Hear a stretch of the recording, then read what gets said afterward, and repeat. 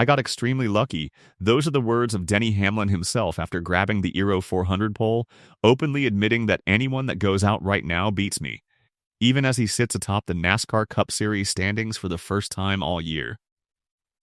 If you follow NASCAR, make sure you subscribe and hit the like button right now, because this story only gets bigger from here. When it comes to oval tracks, Denny Hamlin has established himself firmly on the throne as king of qualifying. In Saturday's time trials at Chicagoland Speedway, Hamlin edged Kyle Larson by 0.001 seconds to claim the pole position for Sunday's eero 400. That is the closest qualifying result of the entire 2026 season, and you genuinely cannot get any closer than that in this sport. Hamlin sped around the 1.5-mile intermediate track in 30.296 seconds, running a best speed of 178.241 miles per hour. Larson, who ran later in the qualifying order, fell just short at 178.235 miles per hour, with a lap of 30.297 seconds in his number 5 Hendrick Motorsports Chevrolet. 1,000th of a second was the entire difference between the two. What makes this pole so remarkable is what the pole sitter said afterward.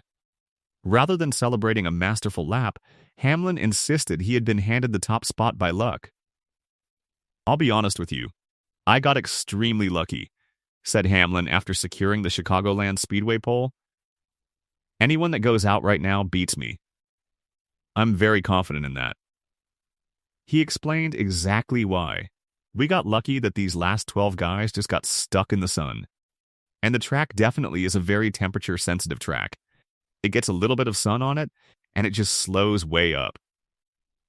According to Hamlin, the final 12 cars ran under full sun, roughly 100%, and the surface heated up right as those drivers made their runs. He added that if there had been one more car behind final qualifier Ty Gibbs, that driver likely would have beaten him, because by then, the track had gone into full shade with cloud cover rolling in ahead of approaching storms. "I think we got really fortunate there with the timing of that. And we hit our lap pretty decent considering where we went out," he continued. "So really happy with the result there of the whole Progressive team. And we'll definitely start from there. My goal was P12 today." Then came the line that summed up his weekend. "I'm a Chicago master, what can I say?" Hamlin said with a laugh. This is the first NASCAR Cup Series race at Chicagoland Speedway since 2019, a 7-year absence for the Joliet, Illinois Oval. The pole was Hamlin's 4th of the 2026 season and the 52nd of his career, breaking a tie with Ryan Newman for 9th all-time on the NASCAR list. It was also his 3rd straight pole on an oval track, following his poles at Michigan International Speedway and Pocono Raceway. On top of that, Hamlin is the only driver to win poles at both Chicagoland Speedway and the Chicago Street Course back in 2023. Now here is the part that should worry the rest of the garage. Denny Hamlin's oval dominance is even scarier than it looks. He arrived at Chicagoland as the championship points leader for the first time all season, holding a 1-point lead over 23XI racing driver Tyler Reddick. And nobody has beaten him in a full-length oval race in 2 months. Since finishing 2nd at Texas on May 3rd, the driver of the number 11 Toyota has been undefeated in full-length oval races. He won at Nashville Superspeedway, then at Michigan International Speedway by more than 10 seconds after dropping to the rear at the start, and then at Pocono Raceway, where he completed something he had never previously done in his Hall of Fame career, a 3-race win streak. At the age of 45, in his 21st season as a full-time driver, he is on pace to set a new career high in laps led, and by a pretty sizable margin. There is a format reason this matters even more. This year, NASCAR returned to the chase format that it used from 2004 to 2013, where the top 16 drivers in the point standings make the postseason, with the champion decided over the season's final 10 races. With the playoffs set to consist exclusively of ovals for the first time since 2017, and of just one round for the first time since 2013, Hamlin's form on ovals is even scarier than it looks from a big-picture standpoint. Hamlin himself framed the fight in a fascinating way, saying he now feels like he is competing against his own methods.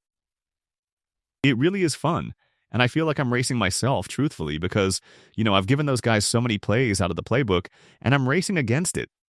Their cars are really, really fast, and that's what's going to make this fun down the stretch is that, we know we're all equal. It's just a matter of who can go out there and execute. For Kyle Larson, this was heartbreak by the thinnest possible margin. He missed the pole by .001 seconds despite running later in the qualifying order, and he did it while carrying a heavy streak of his own. The 33-year-old two-time champion is looking to stop a 42-race winless drought dating back to his win at Kansas in May 2025. Yet no driver in the field has stronger credentials at this track. Larson has 4 top 5 finishes and 6 Cup Series starts at the Speedway, and his 6.11 average finish is the best in track history among drivers with multiple starts. He was runner-up in both previous Cup races at Chicagoland, losing to Alex Bowman in 2019 and to Kyle Busch in a memorable finish in 2018. Hamlin knows exactly who his biggest threat is. In my personal opinion, Kyle Larson is the best driver at this racetrack, so he's going to be someone I have to contend with, and I'm sure all the Hendrick cars are, he said. But Larson's day took another turn after qualifying. Following pre-race inspection, NASCAR penalized both Larson and Michael McDowell. The consequences were far more severe for McDowell, whose qualifying session never even began. Michael McDowell's number 71 Spire Motorsports Chevrolet failed inspection 3 times before finally passing on its 4th attempt. Because of the repeated failures, NASCAR ruled that McDowell would not be allowed to make a qualifying lap. He will start Sunday's race from 38th at the very rear of the field, forfeit pit stall selection, and serve a pass-through penalty under green after the race begins. NASCAR also ejected number 71 car chief Travis Young for the remainder of the race weekend. The penalties come at a difficult time for McDowell, who entered Chicagoland sitting 21st in the standings and trying to climb back toward the provisional chase cutoff. Larson's afternoon unfolded differently. The number 5 Chevrolet failed inspection twice before passing on its 3rd attempt, triggering standard penalties. The Hendrick Motorsports team lost pit stall selection, and car chief Jesse Saunders was ejected for the rest of the weekend. Unlike McDowell, Larson was still allowed to qualify because his car passed before reaching the maximum number of failures. The loss of pit selection stings a little more given that he qualified on the outside of the front row, where he otherwise would have had a great pit stall for Sunday. This return to Chicagoland also carries deep meaning because of the driver who owns its history. NASCAR is honoring the legacy of Kyle Busch, who died in May at the age of 41. Busch accumulated 11 victories across all 3 national divisions at this intermediate track, and he remains the all-time NASCAR record holder with a staggering 234 total wins across the Cup, O'Reilly, and Truck Series. One battle stands above the rest. In 2018, Busch and Larson produced an unforgettable last-lap duel, trading contact, brushing the wall, with Busch holding on for the win. Larson rewatched that finish before testing at the track in April and again ahead of this weekend, and he said it carries a different meaning now. It was a really neat battle, and it's always fun to be a part of battles that still to this day get replayed, and I've been a part of a few, Larson said. So yeah, just wish he was here for obvious reasons and we could have another battle. Turning to the full picture of the front of the field, the top 10 starters are Denny Hamlin, Kyle Larson, Chris Buescher, Brad Keselowski, Ty Gibbs, Christopher Bell, Chase Briscoe, Bubba Wallace, Chase Elliott, and William Byron.